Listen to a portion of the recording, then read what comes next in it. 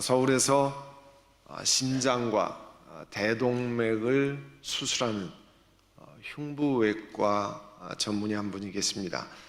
영어로 하면 Cardiothoracic Surgeon이라고 그러는데요.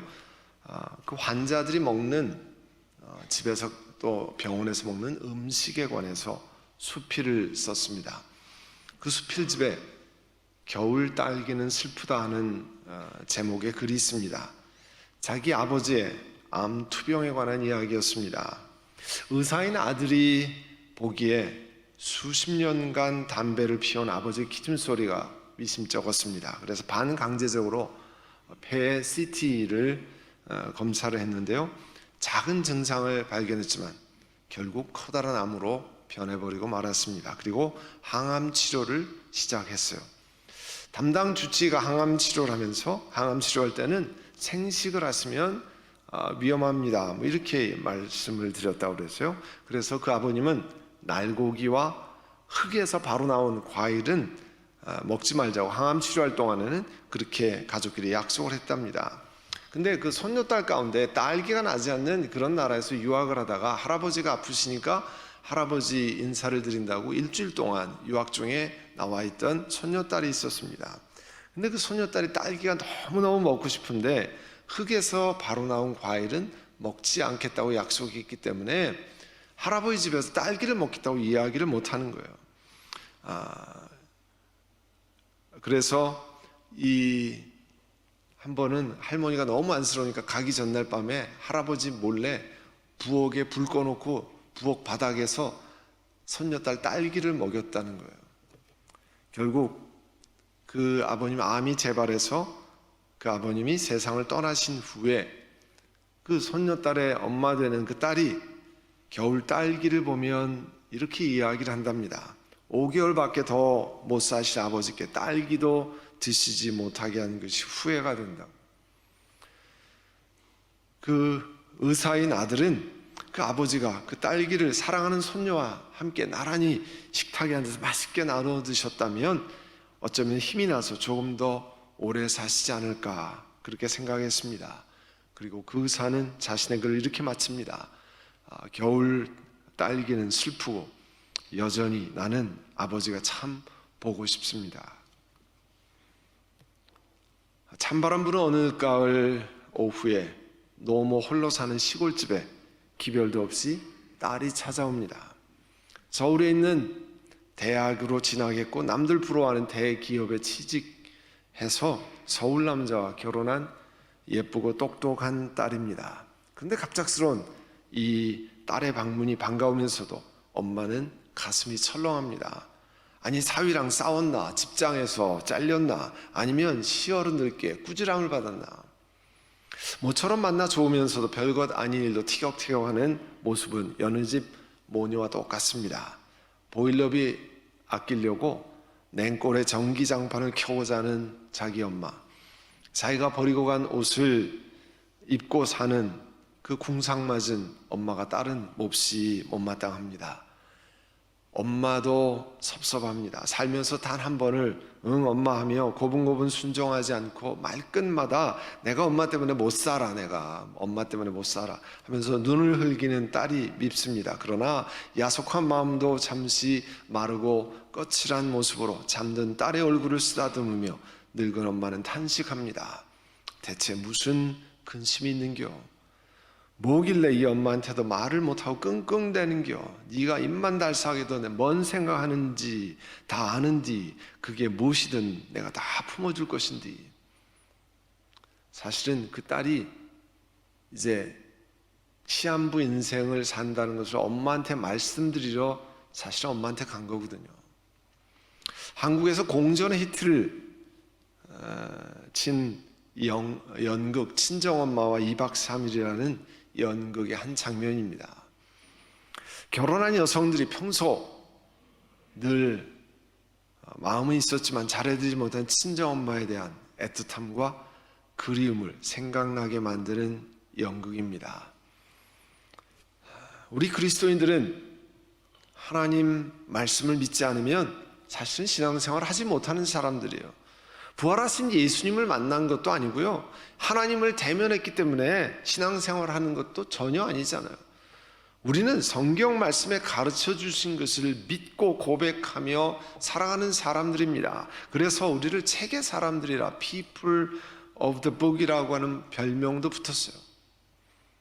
그래서 요한복음 3장 16절 우리가 너무 사랑하는 말씀, 하나님이 세상을 이처럼 사랑하사 독생자를 주셨으니 이는 저를 믿는 자마다 멸망치 않고 영생을 얻게 하려 하심이라. 이 말씀을 믿고 우리는 그리스도인들이 영생의 확신을 얻습니다. 또 이사야서 1장 18절에 보면 하나님께서 말씀하시되 오라 우리가 서로 변론하자. 너희 죄가 주홍 같을지라도 눈과 같이 희어질 것이요 진홍같이 붉을지라도 양털같이 희게 되리라. 이 말씀으로 인해서 예수 그리스도를 믿으면 우리 죄가 용서함 받는다를 믿고 확신하고 이 땅을 살아갑니다. 그래서 그렇게 우리를 괴롭히고 사로잡았던 죄책감에서 이 guilty feeling에서 놓여나는 거잖아요. 하나님 말씀 때문에.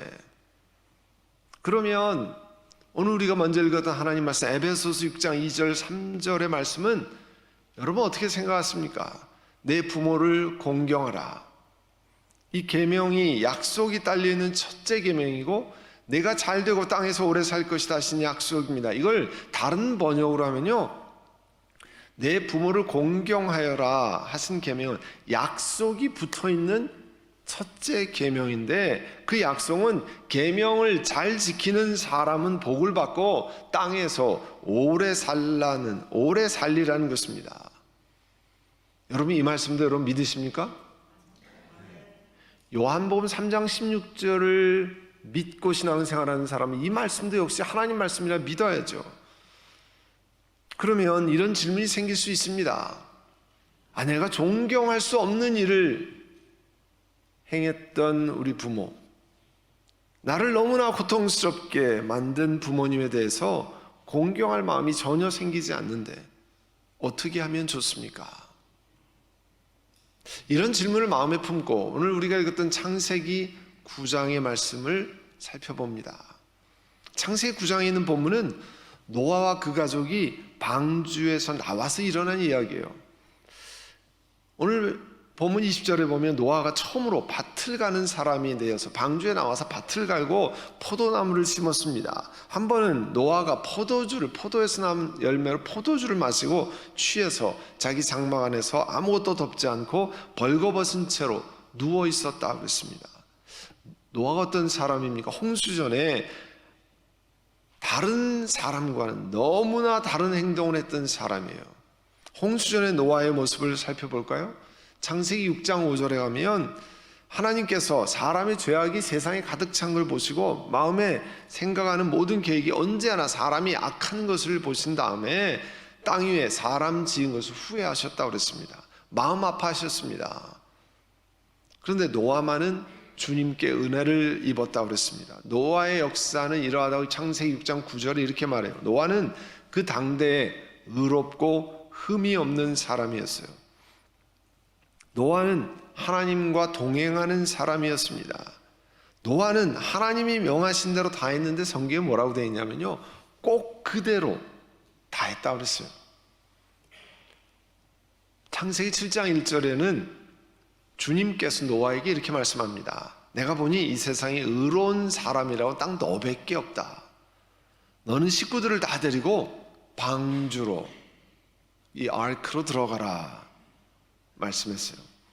이렇게 하나님으로부터 사실 극찬을 받았던 사람이 노아잖아요. 근데 노아가 포도주를 마시고 취했습니다. 그리고 벌거벗은 채로 그 텐트 안에 누워 있었다고 그랬어요. 성경에는 곳곳에 술 취한 것으로 인해서 참으로 해괴망측한 경험을 하는 것을 소개하고 있어요. 하박국 2장 16절에 보면 이제는 내가 마시고 골아 떨어져서 내 알몸을 드러낼 것이다. 주의 오른손에 들린 심판의 잔이 내게 이를 것인데 더러운 욕이 내 영광을 가릴 것이다. 또 예레미야가 4장 21절에는 우스 땅에 있는 딸 에도마 기뻐하며 즐거워할 테면 하려무나 이제 내게도 잔이 내릴 것인데 너도 별 수 없이 취하여 벌거벗을 것이다. 술 취해서 일어나는 일들이 성경에 곳곳에 나와 있습니다. 포도주가 보통 달달하고 도수가 낮으니까 뭐 그거 괜찮겠지 생각하지만 이런 특성 때문에 의외로 포도주로 인해서 알코올 중독에 이르는 사람이 많다는 거예요. 특별히 여성들이 포도주는 괜찮겠지 하고 그래서 이 포도주로 인해서 알코올 중독 걸린 여성들이 많답니다. 22절의 말씀에 보면 가나안의 조상 함이 그만 자기 아버지의 벌거벗은 몸을 그 장막 안에 들어가서 보았습니다. 그는 바깥으로 나와서 두 형들에게 알렸다고 그랬어요. 그래서 그 두 형인 셈과 야벳이 23절에 보면 겉옷을 가지고 가서 둘이서 그것을 어깨에 걸치고 뒷걸음쳐 들어가서 아버지의 벌거벗은 몸을 덮어드렸다고 그랬습니다. 그들은 아버지의 벌거벗은 몸을 보지 않으려고 얼굴을 돌렸다. 이 셈과 야벳 형제가 그 아버지가 부끄럽지 않도록 아주 세심하게 그리고 자기들이 아버지를 향한 공경하는 마음, 효심을 극적으로 나타내고 아주 자세히 그 동작을 설명합니다. 겉옷을 가지고 둘이 어깨에 걸치고 가서 아버지의 벗은 하체를 보지 않고 아버지의 벌거벗은 몸을 덮어드리는 장면. 성경에 잘 보면 이 셈과 야벳이 그 어깨에 걸치고 들어간 옷이 아마도 함이 아버지의 겉옷을 들고 와가지고 이게 아버지의 겉옷이라고 거기에 이제 뭐 여러 가지 말을 덧붙였을 것으로 보는데 그때 가지고 나왔던 아버지의 겉옷일 것이라 하는 것을 암시합니다. 함은 형제들이 이렇게 세심하게 셈과 야벳이 세심하게 행동한 것으로 보아서 그 막내 동생 함은 아버지의 그 창피한 모습을 보고 형제들에게 좀 하지 못할 험담을 했던 것으로 보입니다. 24절에 보면 노아가 술이 깼어요. 작은 아들이 자기에게 한 일을 알았다. 이게 뭐 전에 들었겠죠. 함이 자기 아버지의 벌거벗은 몸을 본 것 외에 어떤 행동을 했다고 하는 내용은 성경에 나오지 않습니다. 그렇지만 노아에게 있어서 아들 함이 행한 행동, 그 당시에 그 오래전에 문화권에서는 그 함이 했던 그 행동, 그 후손에 대해서 아버지가 저주의 예언을 불러일으키 충분할 정도로 그 당시 상황은 심각했던 것이라는 거죠. 아버지의 하체에 관해서 흉을 봤다든지 뭐 이런 것들은 아주 심한 그 불경의 대표적인 것이었다는 거예요. 이 현대 도덕으로 봐서는 이 고대에 일어났던 이런 상황을 좀 이해하기가 좀 어려운 측면이 있습니다. 그렇지만 이 함은 식구들과 부자지간에 마땅히 지켜야 할 도리를 위반한 것으로 보입니다. 술이 깨고 이야기를 들은 아버지가 25절에 이렇게 말했습니다. 가나안은 저주를 받을 것이다. 가장 천한 종이 되어서 저희 형제들을 섬길 것이다. 오늘 본문을 잘 보면요, 18절에 의하면 노아의 아들은 셈과 함과 야벳이라고 그랬습니다. 거기에 가나안이 세 아들 가운데 나와 있지 않아요. 대신 함은 가나안의 조상이었다 이렇게 얘기해요. 그런데 왜 함이 저주를 받아야지 그 후손인 함의 후손인 가나안의 이름이 저주를 받는 것이 올라가 있습니까? 출애굽기 20장 5절에 보면 너희는 그것들에게 절하거나 그것들을 섬기지 못하는 우상 숭배하는 얘기가 나오는데요. 나주 너희의 하나님은 질투하는 하나님이다. 나를 미워하는 사람에게는 그 죄값으로 본인뿐만 아니라 3, 4대 자손에게까지 벌을 내린다. 우리가 잘못을 했는데 3, 4대 후의 자손까지 벌을 내린다. 이게 공의로운 하나님 맞습니까? 이런 질문을 할 수 있어요. 오늘 본문에서도 어떤 질문이 생기냐면, 아니 잘못한 건 누구예요? 노아 아닙니까? 노아? 잘못의 근원은 아버지 노아에게 있는데 왜 아들과 후손들이 잘못했다고 하신 건가? 조상 함이 그러면 잘못했다고 칩시다. 근데 왜 그 후손인 가나안이 자기들이 행하지도 않은 것 같이 보이는 죄로 심판을 받는 일이 정당하다고 할 수 있을까? 근데 사실은 잘 살펴보면, 우리는 뭐 그렇게 질문하지만 실제로 따져보면 그 자녀들이 하나님으로부터 벌을 받을 죄악을 했을 때 그 징계가, 저주가 임하는 거예요. 아무런 잘못도 하지 않았는데 그 3, 4대 할아버지가 잘못한 것으로 죄가 임하는 그런 뜻은 아닙니다. 이 말씀이 18절과 22절에 보면 두 군데 함이 가나안의 조상이라는 것을 구체적으로 일부러 밝힙니다. 다른 자손들은 그 후손의 이름을 나오지 않는데 함의 자손은 가나안, 그러니까 가나안의 조상이 함이라는 것입니다. 우리가 성경을 읽으면 가나안 족속이 어떤 족속인 것을 알 수 있는데, 가나안 족속이 행했던 그 악한 것이 함의 행동의 연장선 가운데 있다고 하는 것을 암시하고 있어요. 가나안 족속이 행한 죄를 보여주는 구절들이 있는데요, 가나안 족속들은 대표적으로 이 성적인 방종을 행한 노예가 된 그런 백성으로 그려져 있습니다. 창세기 13장 13절에도 보면 소돔 사람들은 악했으며 주님을 거슬려서 온갖 죄를 짓고 있었다고 했는데, 소돔과 고모라가 성적인 범죄로 유명하잖아요. 그리고 레위기 18장 2절에서 23절까지 보면 가나안 족속들이 행했던 긴 그 죄악의 목록이 적혀 있는데 거의 다 성적인 범죄예요. 우리말은 불륜, 아주 그 폐륜의 죄악들을 거기에 쭉 적고 있습니다. 그게 가나안 족속들이 행한 거예요. 이런 일들을 행했기 때문에 하나님의 징계를 받는 거예요. 그러니까 가나안 족속들이 행한 성적인 방종은 그 조상 함이 행하는 것으로 인해 자신들은 잘못도 안 했는데 저주를 받은 것이 절대 아닙니다. 그들은 자기 조상들처럼 행했기 때문에 자신들의 죄로 저주를 받은 거예요.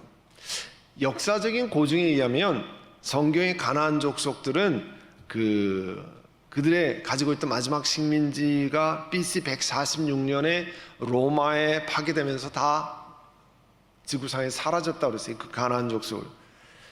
그래서 요즘 이 성경을, 이 구절을, 우리가 읽은 창세기 9장의 구절을 현재 아프리카에 거주하면서 흑인의 다수를 이루고 있는 그 함의 후손들이 저주를 받았기 때문에, 이때 이 저주를 받았기 때문에 이렇게 해석하는 건 전혀 맞지 않는 그런 해석입니다.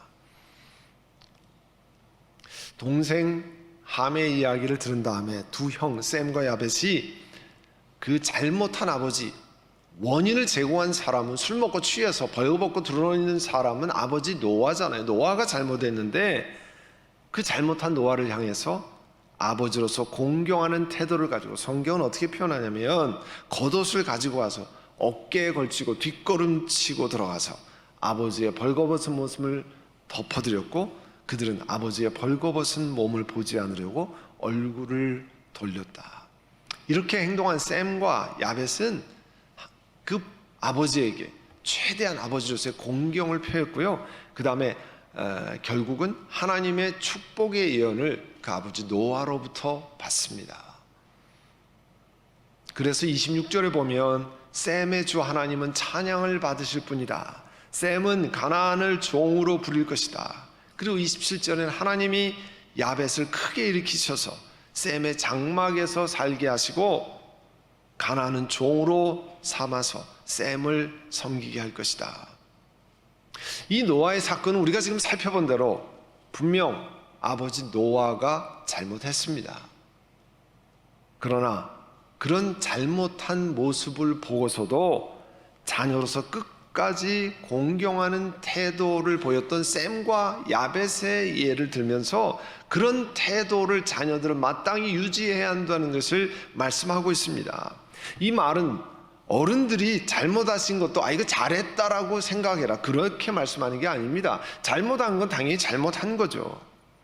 잘못한 것을 잘 분별하되, 그렇지만 부모를 향해 공경하는 마음과 태도는 잃지 말아야 한다고 하는 것이 하나님의 말씀이에요. 작년 12월에 우리 교회에 와서 찬양했던 찬양 사역자 지선 전도사의 간증을 들어보면, 우리 교회에서 풀 간증을 다 하지 않았습니다만, 여러분 유튜브에서 찬양 사역자 지선 간증을 들으면 정말 그 삶이 기구합니다. 어렸을 때 음악가였던 그 아버지가 어머니를 얼마나 때렸는지 그렇게 얘기를 해요. 하루는 자기가 엄마가 화장실에 앉아 있는데 하도 맞아서 온몸에 피투성이가 되고 눈과 코와 입이 부어서 다 붙어 있더라는 거예요. 자기가 엄마한테 도망가라고 그랬대요. 자기가 중학교 학생이. 결국 아버지의 심한 폭력으로 엄마가 집을 나가셨습니다. 그리고 아버지는 중학생인 자신과 동생을 친척집에 그 표현으로 버렸대요. 친척집에 가방 싸서 버렸다는 거예요. 그런 지선 자매에게 하나님이 귀한 은혜를 여러 가지 방면으로 베풀어 주셨습니다. 그 나중에 결혼을 하고 그가 찬양 사역자로 찬양 음반을 내기 전에 그의 아버지가 전화를 하셨다는 거예요. 지선아, 내가 어떻게 나를 용서하겠니? 근데 자기 귀에 이렇게 들렸다는 거예요. 나를 용서해주면 안 되겠니, 지선아? 그런 음성으로 들렸을 때 자기가 이렇게 고백했다는 거예요. 제가 아빠를 사랑하고 축복하고 용서합니다. 말씀드렸다는 거예요. 그리고 전화를 끊었는데 그 후 2시간을 대성통곡하면서 울었다는 거예요. 그 편으로는 배꼽에서부터 그냥 막 울음이 터져나오는 그런 울음을 했다는 거예요. 자기가 경험한 것은 돌아보면 원망의 울음이 아니라 하나님께서 회복하게 하시는 하나님의 힐링의 손길로 경험이 되었다는 겁니다. 그리고 이렇게 고백해요. 자기 아버지와 화해하는데 꼭 23년이 걸렸습니다. 얼마나 어려웠겠습니까?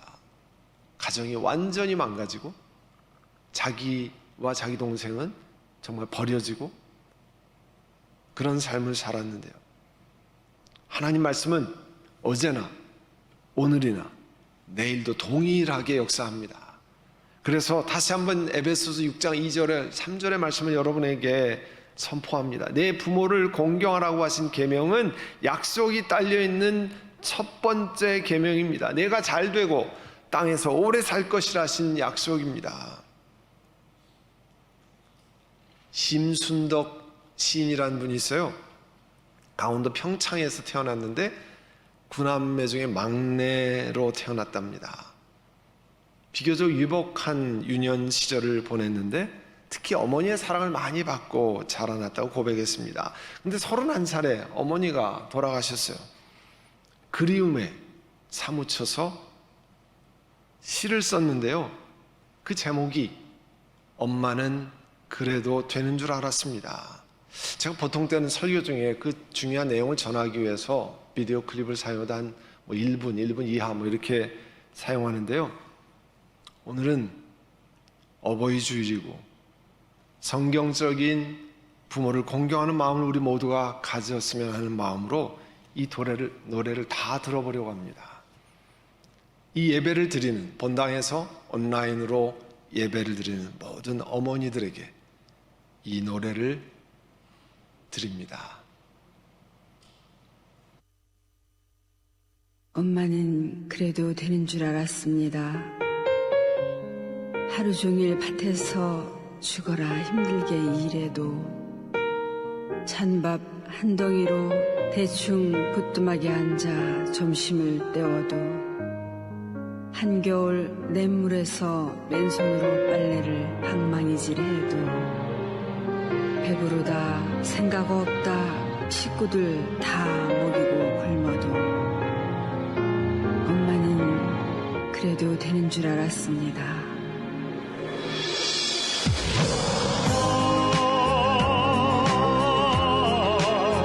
엄마는 그래도 되는 줄 알았습니다. 손과 발이 해져도 엄마는 그랬습니다. 하루 종일 밭에서 죽어라 이래도 찬밥 한 덩이로 대축빈을 때워도 엄마는 항상 나만 아껴주었고 괜찮다며 모든 건 내게 주었고 시간 지나고서 나 알게 되었고 이제 와서 후회하니 늦어버렸고 미안해요 사랑해요 보고 싶어요 어머니 내 어머니. 한겨울 냇물에서 맨손으로 빨래방망이 질해도 식구들 다 먹이고 굶어도 엄마는 그랬습니다.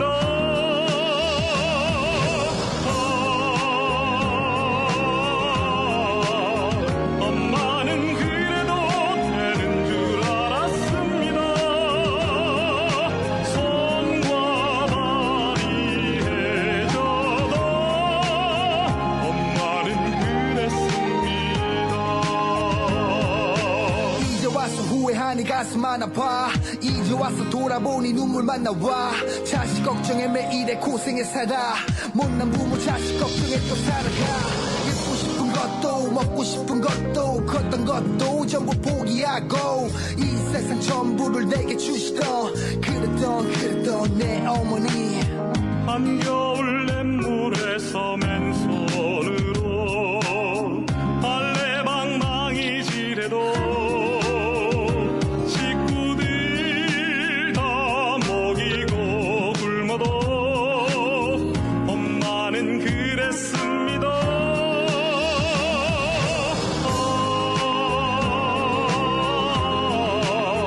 엄마는 그래도 되는 줄 알았습니다. 손과 발이 해져도 엄마는 그랬습니다. 미안해요 내 어머니 사랑해요 내 어머니 보고 싶어요 내 어머니 수백 번을 불러봐도 내 어머니 미안해요 내 어머니 사랑해요 내 어머니 보고 싶어요 엄마는 내 어머니 미안해요 내 어머니 사랑해요 내 엄마는 그래도 되는 줄 알았습니다.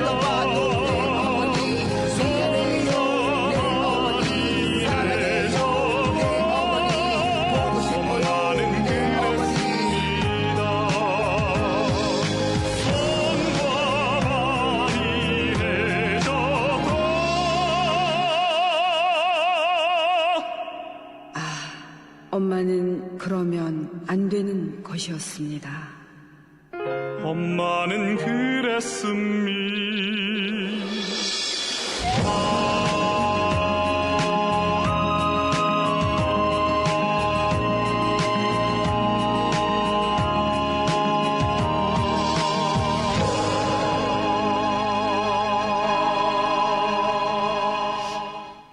네, 우리 이제 한번 기도하려고 하는데요.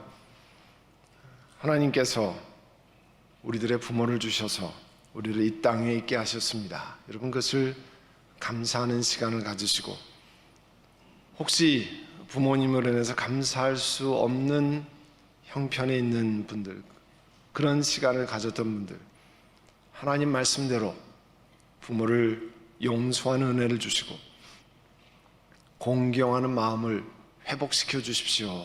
여러분 그렇게 기도하시기를 바랍니다. 하나님 그런 마음을 주실 겁니다. 하나님의 성령님 우리들의 그런 은혜를 주시고 우리 어른들께 늘 감사하고 이미 이 땅에 계시지 않은 분이 많지만 그러나 그런 은혜로 이 땅에 우리가 있게 하신 것 감사하고 또 우리가 평소에 그렇게 하지 못했던 것 회개하고 돌이키는 우리가 되기를 원합니다. 이 시간에 한번 묵상으로 같이 기도드리겠습니다. 아버지 하나님, 저희들이 이 땅에 태어나고 예수 그리스도를 믿고 영원한 나라를 맛보는 삶을 살 수 있는 것, 하나님께서 부모님을 주셔서 이 땅에 있게 하셨습니다. 그 은혜를 저희가 망각하며 살 때가 많이 있는데 오늘 다시 어버이 주일을 맞고 그 은혜를 감사하고 기억합니다. 또 지금까지 혹은 과거에 부모님을 향해서 제대로 행하지 못하는, 또 공경하는 태도를 보이지 못하고 효성을 보이지 못한 저희들의 부족함을 용서하시고 이제 하나님이 허락하신 시간, 우리의 사랑과 정성을 공경하는 마음을 표현하도록 은혜를 베풀어 주시기를 원합니다. 부모님들로 인해서 내 인생이 너무 어렵게 되고 내가 너무 고통 가운데 있었습니다. 그런 분들 하나님이 우리 죄를 용서하셔서 영생을 주신 것처럼 그 은혜, 그 영혼 가운데 하나님 용서하는 마음을 주시고 이제 회복시켜 주셔서 시간이 걸리지라도 이제 다시 부모님을 향한 공경하는 마음을 하나님 베풀어 주시옵소서. 예수님의 이름으로 기도드립니다. 아멘.